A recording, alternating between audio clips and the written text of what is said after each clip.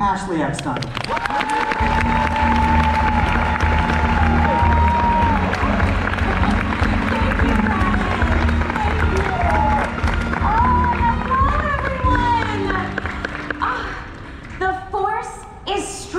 With Destination D23, right? Don't mind me as I completely geek out. In my replica Padme cloak that you can get exclusively on the Star Wars Galactic Starcruiser. And how about that lightsaber today that Josh displayed on stage? It's real! Okay, well, you know, my name's Ashley Eckstein. You may know me as the voice of Ahsoka Tano from Star Wars or the founder of her universe. Thank you. But today, I'm just like you. I am a massive Star Wars fan, and I am completely geeking out about Star Wars Galactic Starcruiser because last week, I got a sneak peek. And my mind is truly blown.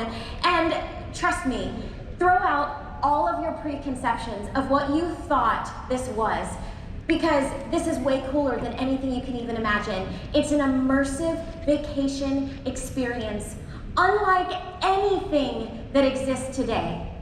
But you know what? You don't want to listen to me talk about it anymore, because we have an amazing panel of Disney Imagineers and executives that are going to tell us all about it. So please help me welcome, with a huge round of applause for our entire panel, Wendy Anderson, Executive Creative Director of Walt Disney Imagineering. We have Sarah Thatcher, Senior R&D Imagineer, Walt Disney Imagineering. We have Anisha Deshmani, Assistant Producer of Walt Disney Imagineering. We have Matt Martin, Senior Creative Executive, Lucasfilm Story Group. Brad Schoenberg, VP of Brand Merchandising for Disney Parks. And Brian Pasecki, Culinary Director of Disney Parks. Now, Wendy, we don't have much time, so I want to dive right in, because storytelling plays a huge role, literally a massive role, in the experience on Star Wars Galactic Starcruiser. So guests will meet new characters in the Star Wars universe, and they're going to interact with them during their stay. But what can you tell us about these new characters? Well, I'm super excited to talk about this today. I just want to remind everybody where we are, right? You're at the Star Wars Galactic Starcruiser, you pull up to this terminal, that's all you see. Right? Your car gets parked, we take your luggage, and then you're blasted off into space to join us on the Halcyon Starcruiser, which is the jewel in the crown of Chandrila Starlines, for a multi-day adventure in our story. You'll take a launch pod up into space, and it connects into the Halcyon, where the doors open, and you're released into this massive, beautiful atrium, where the story starts to come to life and you begin to play a part of it. Immersion doesn't even cover it. Like, we keep using the word immersion, but it's on a scale you've never experienced before. And some of these characters that you've probably seen us announce earlier this week, I'm gonna tell you a little bit more about them today. So the captain, Riola Kevin, she's up here to my left and your right. She is the stalwart leader of this ship. She started her storied career with Chandrila Starlines, our parent company, of which the Halcyon is the ship, right? Riola Kevin started her career about 30 years ago as a quartermaster on this ship. And she saw, even then, what the ship's manifest on the cargo hold could hold. She was encouraged, perhaps by an encounter by one then princess, now general, that allowed her to do a little more than just work on the ship, do a little more for the resistance. So she basically turned the Halcyon into this rum runner for the resistance. And she's continued through her journey as a captain now to this day, doing that. Her outward facing, she's Switzerland, right? Her first priority is the safety of the passengers. Her first priority is to the ship itself, but actually her loyalties lie elsewhere. And on our voyage, that loyalty gets tested because it's boarded almost immediately by Lieutenant Croy, who's, maybe an analyst at the First Order. He was a desk guy who was doing all this looking at data and realized that the data was showing that anywhere that the Halcyon ported, a little pocket of the resistance would bloom. And he thought that was very suspicious. So when he took that to his commanding officer put him in the field with a couple of stormtroopers. He's now on board the Halcyon. He calls it a working vacation. And he's gonna interview every droid, every person, every passenger, every crew member, and get to the bottom of what this is. And speaking of droids, we have the trusty SK620 there in the middle. Such a sweet, sweet character. He just loves the passengers. You might as well see him doing a conga line with some kids in the atrium as, actually, it turns out later he's got some deep, deep secrets in his databanks. And he is holding a whole bunch of secrets for the Resistance. And his partner, Lenka Mock, the cruise director, his trusty companion, has to find out ways to protect him. And you can help them throughout the voyage. Lenka, the cruise director, she's incredible. She loves being a cruise director. She loves travel. She loves her passengers. And she loves to have fun. But she has to get in a little deeper on this voyage because her companion is in trouble. And she is going to be the one to help figure that out. And then next to her is Sammy, ship's mechanic. He's a little bit, well, he's really affable. But he might not actually be a mechanic because just like the captain was sort of messing with the cargo hold, the ship's manifest may have been messed with to get him on board as well. See, he was a wrench turner on Corellia. He's not really a mechanic. He worked the line, but he saw, as the First Order started to take over, he saw what was happening. He saw the writing on the wall, and he was not having it. And he managed to get aboard the Halcyon with some help, and he's making his way to the Resistance on Batuu. But he might find himself more useful where he's at in the course of this journey. Now, earlier today, you may have heard Scott Trowbridge talk about Gaia, our galactic pop star. She's incredible, but not only is her music amazing, and she's got an amazing voice, she's incredibly wildly talented. She's from the home world of Ryloth, and Gaia will do anything it takes to make sure her homeworld stays free. So when she does her set at supper, which she will, she'll literally do a set in the first and second seatings of dinner on the first night. You might hear her sing a song about power. She knows a thing or two about power, because she knows a thing or two about coaxium. And that coaxium is gonna help save her planet. And you might be able to help her. All of these characters have stories that will enlist the passengers to help them. That those passengers become a crucial part of how their stories unfold. Okay, I had this is amazing, amazing. Because, after my sneak peek last week, the part that blew my mind is that it's not just like a show that you watch when you're at dinner. You are a part of the storytelling for 2 whole days.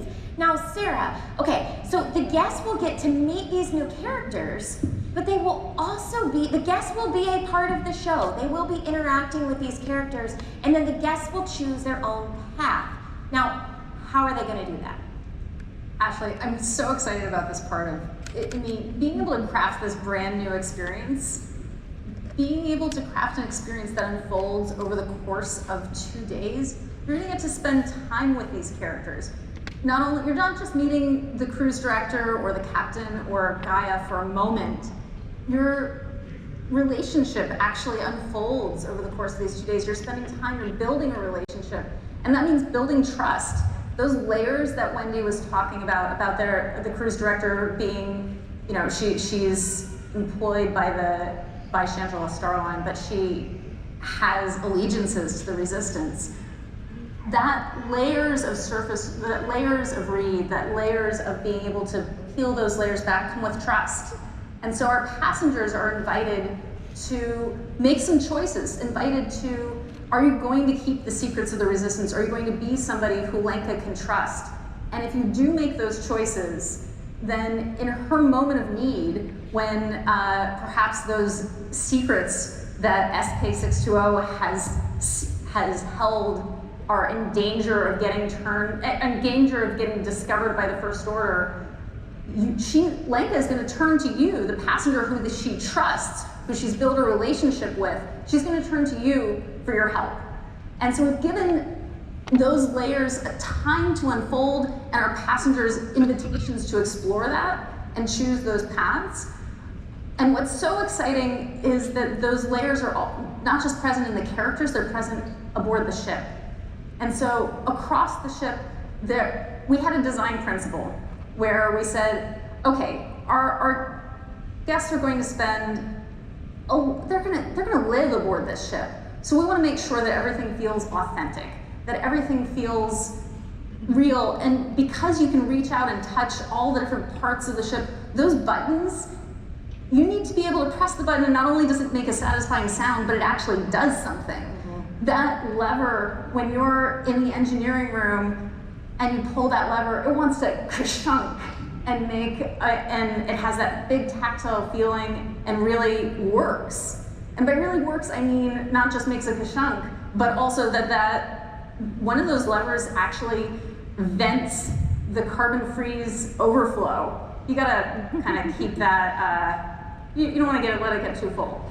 Well, Sarah, I got to do some play testing on the bridge, and you pull the lever and you go to hyperspace. That's right. Nothing replaces that feeling. And the whole ship actually jumps to hyperspace together. So when Ashley pulled that lever, back in the cabins, all of those cabins we're all aboard the same ship together. So all of those actions that you do, all of those things are real. They actually, every action that our passengers take has the chance to change their path and the path of the halcyon, of what happens next.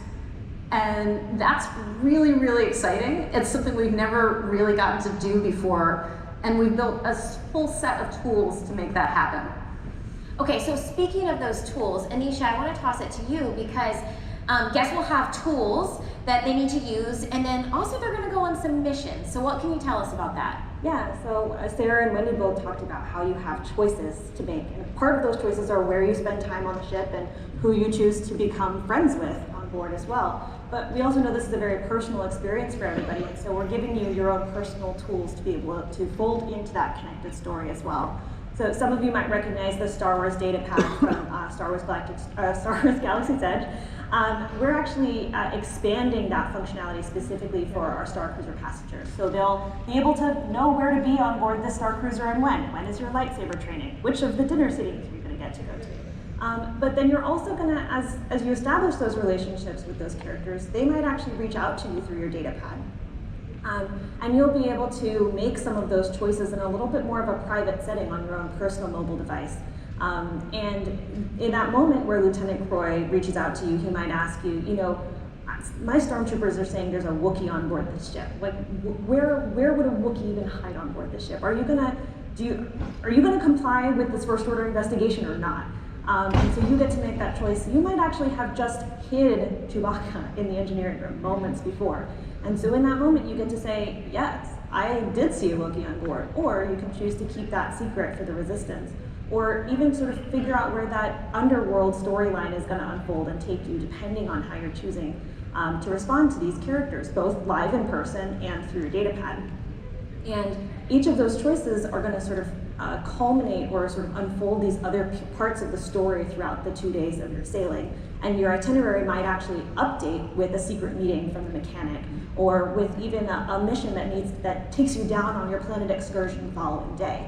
So on day 2, we get to go on our planet excursion to Batuu, where you get to explore Black Spark Outpost and all of the wonderful offerings there. But while you're there, someone might ask you, those coaxium coordinates we talked about earlier? I need you to deliver those to Hondo Ohnaka. Can you make sure to report to the spaceport today and send those to him? And that's going to take you on a whole other adventure. And it's actually, it's wonderful because these two experiences, Galactic Starcruiser and Galaxy's Edge, really are entwined within each other. They are the things that you do on board the ship continue down onto the planet, and then the things you do on the planet can culminate back up on the ship later. And they really were developed sort of together. They grew together. They were ideated together.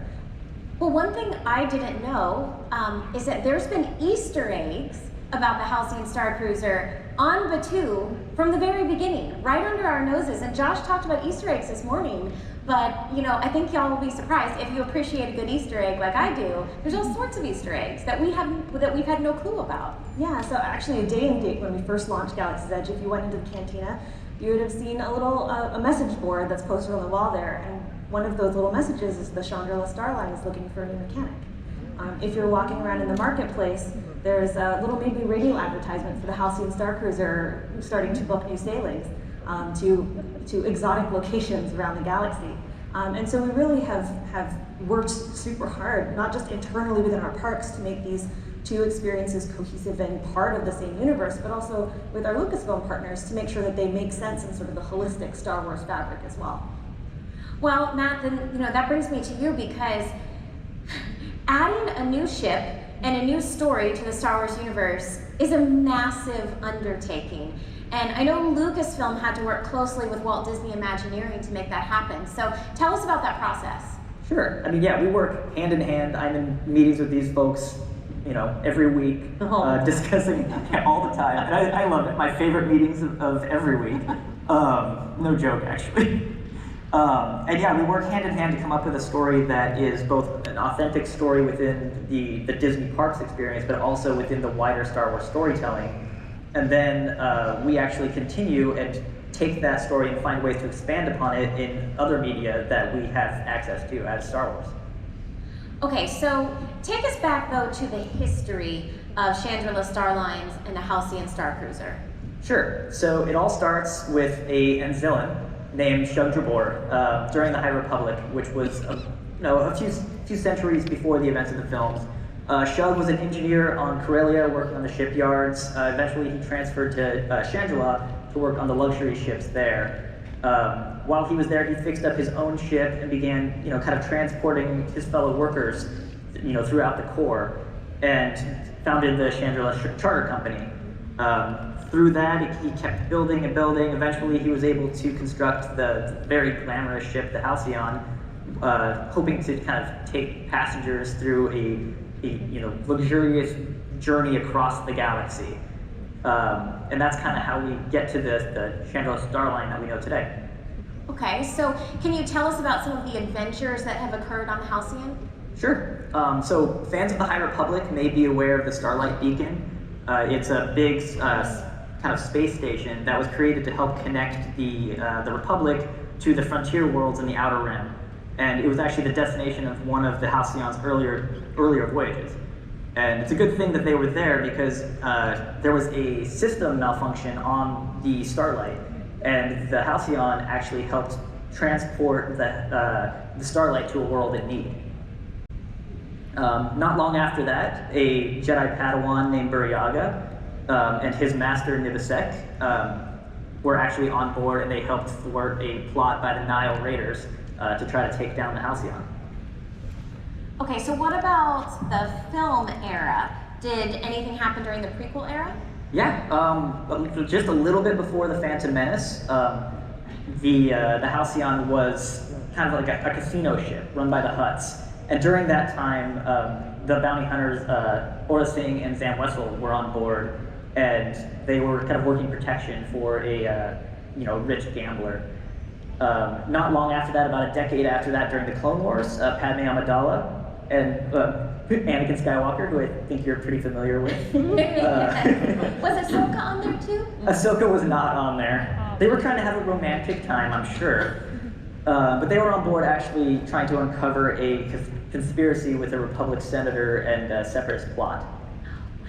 See, I'm fascinated about this. We got a chance to rehearse backstage, and Matt just casually dropped that Padme and Anakin were on the Halcyon, and I gasped. I'm like, I need to know more right now. Okay, so what about the original trilogy? Any adventures happen there? Yeah, definitely. So after the fall of the Republic, the Halcyon became under Imperial control.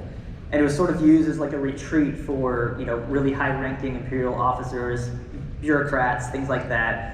And during that time, Lando and Hondo actually performed a little bit of a heist to liberate some priceless jewels from the Imperials there on the ship. And then actually not too long after that, after the fall of the Empire, the Halcyon came right back to Shug's descendants, and Chandrila Starline was created. And it was actually the home of the kind of honeymoon for a very special Star Wars couple. Now, these stories don't just happen on the ship, right? Fans can read about them outside of the ship. Definitely. So some of the art that we've seen here is from Marvel Comics' Halcyon Legacy, which tells a lot about the history that I've spoken to, as well as we're going to see some of the events turn up in the big High Republic storytelling initiative that we're working on. Starting in January, the first Halcyon-related story will come out. And then we'll continue it. There's the little nugget that I dropped about that special couple will come to play in another story to be seen in probably a year or two. All right, well, I will meet you backstage where I will have more questions. You know I'm well trained to not tell you. You will tell me what happened. All right, so Brad, I want to toss it to you because the storytelling about Chandrila Starlines and the Halcyon Starcruiser continues through the merchandise, and you have been so kind to let me wear some of it today. I'm gonna, let's see, take off my cloak here because I have a beautiful Chandrila Starline shirt and exclusive jewelry pieces that I'm wearing, and you're wearing one of the t-shirts as well. So what can you tell us about the merchandise? Well, bringing this merchandise to life has been so much fun for myself and the team that works on this.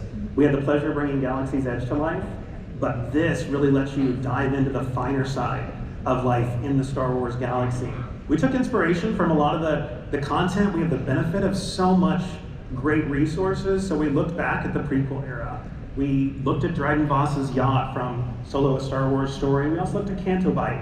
And really, when did we see those moments where guests are dressing up, they're having fun? How do we get inspired by some of that for our product? So the unique thing about the ship is that it gives us a whole other piece of that world. So our final piece of inspiration was, of course, the ship and the experience itself. But this is unlike anything else, because you, if you choose to be, are part of this story. So you can also come up with your own backstory. Who are you? Where are you from? Are you thinking about this whole experience? We wanted to give you lots of tools to really build out your look. So we have something for everyone. I call this the best fashion in the galaxy, but this is the ultimate role play, really. And the cloak that Ashley was wearing is a perfect example of where we went back to the legacy archives at Skywalker Ranch. We pulled Amidala's cloak, we looked at the fabrication, we got copies of the patterns. It is the most realistic, and I've held the original one, it is the most realistic piece that we've ever been able to bring out to our fans. There's also pieces that are for the kids. They're inspired by a lot of the characters you meet on the ship. So your saber trainer, your captain, your engineer. What are all those role play pieces that you can really build for yourself? Each one comes with layers of customization, and Ashley's jewelry is a great picture of that, where depending on how you choose to accessorize it, how you choose to wear it, you can really make it your own and really build it into whatever character or story you're bringing to life.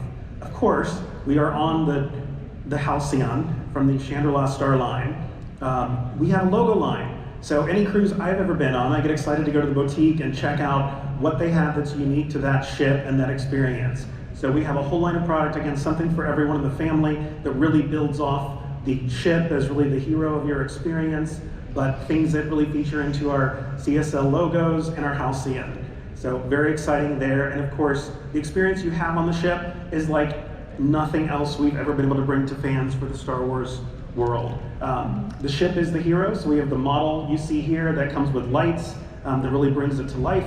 But then we also see pieces that you experience while you're there, like your time in the cantinas. This is some of our drinkware, bottle stopper, some of the coaster pieces here, all on the kind of finer side of Star Wars. And that's really not all. Got limited time today, so I couldn't bring you everything, but so excited to share more as we move forward. That's just a glimpse at the merchandise. Well, when I walked on for my sneak peek last week, Brad can attest, I walked into the store and saw the Togruta headtails and gasped, like my jaw dropped to the floor. So you can literally buy your own set of Leku or headtails. Like, it's amazing. Head to toe. Oh my gosh. Okay. Well, Brian, I have a confession. I have been dreaming about the food that we got to try last week. The food on the Halcyon Starcruiser is going to blow your mind. And you actually give kind of a taste around the galaxy. Foods that represent different planets on the Starcruiser. So what can you tell us about the food that our guests are going to try? We do. Thank you, Ashley. And I know Brad and his team had an amazing time developing all of the merchandise, but the food, like we got to develop the food for this Starcruiser. And it was so amazing, so fun. We drew so much inspiration from all of our great partners, from the incredible story of this ship, from the incredible storytelling of the Star Wars universe. But the food, right when you step on the ship, it's like an elevated, club level, small plates, food that may taste a little familiar, but it definitely looks different. Okay, so I can attest. You see what looks like bubble bread? Well, that bubble bread tastes like grilled cheese. And that little dish right there tastes like tomato soup. And you dip that bubble bread in that tomato soup, and it is a little slice of heaven. And I much prefer to have bubble bread than a regular grilled cheese sandwich. Well, it's a really great example of what all of our guests are going to experience on the ship, because that really is a grilled cheese and tomato soup. But in space, it looks a little bit different. So some of the items that you'll see there, the colors are very, very vibrant. The flavors are super intense.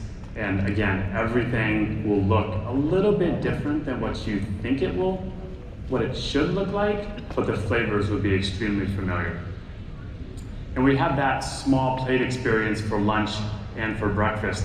But as you get into dinner, that first night experience where you have that entertainment experience with Gaia and you're interacting with Gaia, we have these incredible bento presentations with fresh, crisp vegetables and these steam-filled, seared buns with all these dipping sauces. You're getting hungry, aren't you? We were backstage going, Brian, can we eat now? Like, come on. Yeah, this is amazing. So they are also like really ready to eat all of this food. Yes. Very customizable, sharing, friendly, recognizable food. And then we get into the second evening, and this is really what Ashley was talking about tasting around the galaxy. So the entire second evening of food will be representative of all of our travels around the galaxy. And you can see here, this is a great example of one of those courses. So this course will take us to Mustafar. So we see this black volcanic bread and this sweet pimento volcanic rock. Really, really special. So we're very excited to bring all this to life. I can attest, I had some of that purple bread, blew my mind. It was so good. Y'all are gonna love the food. You're gonna love everything about the Star Wars Galactic Starcruiser. Thank you all so much. I cannot wait to actually go back on board and stay, and you can too, starting March 1st. So go to StarWarsGalacticStarCruiser.com and book your stay. We are unfortunately out of time, but please give a huge round of applause to Wendy Anderson, Sarah Thatcher, Anisha Deshman, Matt Martin, Brad Schellenberg, and Brian Pisecki. Thank you so much.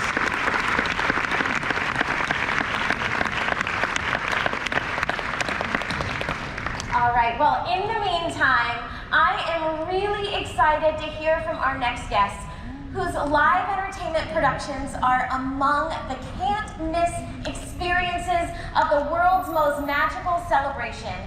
Now, I have a special place in my heart for these productions, as my entertainment career began right here as a performer at Walt Disney World. To lead a conversation that'll take us inside the magical entertainment of the 50th anniversary celebration, please welcome back to the stage the 2022 and 2023 Walt Disney World Ambassadors, Ali Mannion and Raven Redding. Hello, friends!